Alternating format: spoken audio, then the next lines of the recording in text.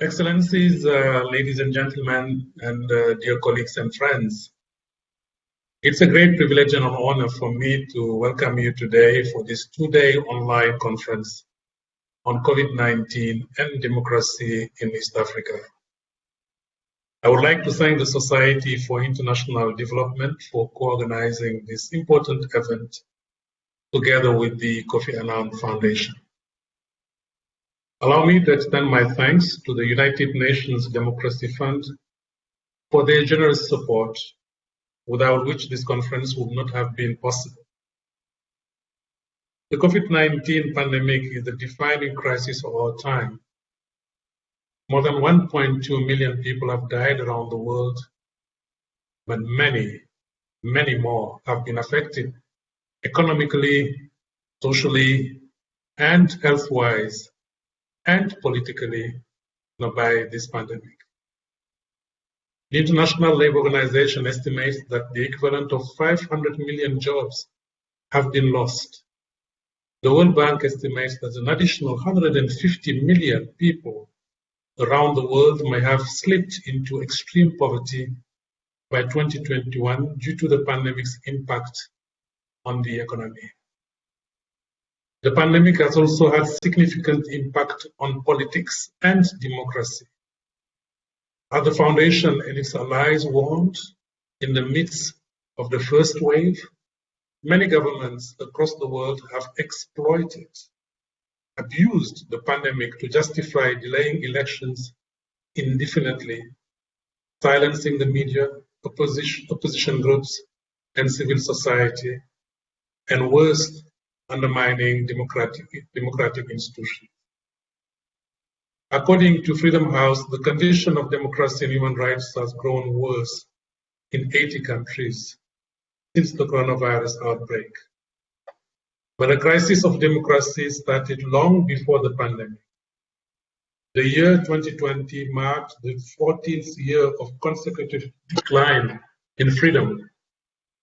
But the COVID-19 pandemic has accelerated and exacerbated the threats to essential pillars of democracy, namely legitimate and peaceful elections, check against abuses of power, free media and expression, transparency and accountability, and the protection of vulnerable groups. The threats to democracy are magnified by the manipulation and mobilization of populations through digital media, which is facilitating the spread of disinformation and hate speech. As the pandemic continues to spread, it is important that we understand these alarming dynamics and explore how democratic and electoral processes can be safeguarded in times of this health crisis. Let's not forget the wise words of Kofi Annan, who repeatedly reminded us that, I quote, "Democracy remains the system most conducive to peace and security, inclusive development, and the respect for human rights." End of quote. Ladies and gentlemen, today we have come together to reflect on East Africa's democracy in the context of the pandemic and how they can bounce back from the pandemic. Several countries in East Africa have recently faced or are facing imminent elections, creating new challenges whose impact will be felt for the years to come. But the COVID-19 crisis also presents important opportunities for democratic development in the region.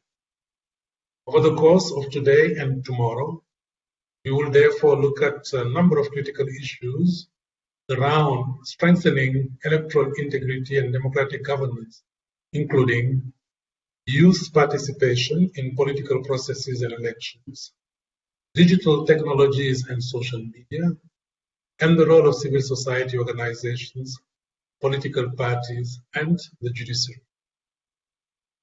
I know that many of our distinguished speakers have been working on these and related issues for many years. I would like to thank all of you for your participation and for providing us with this opportunity to learn from your experience and best practices. Again, Kofi Annan once said, in the face of growing cynicism towards democracy, we must not yield, but on the contrary, defend and champion the values and virtues of democracy. Your leadership, action, and vision will play an important role in our current efforts to build, restore, and strengthen democracy. Again, thank you very much for joining us, and I wish you all a very fruitful conference.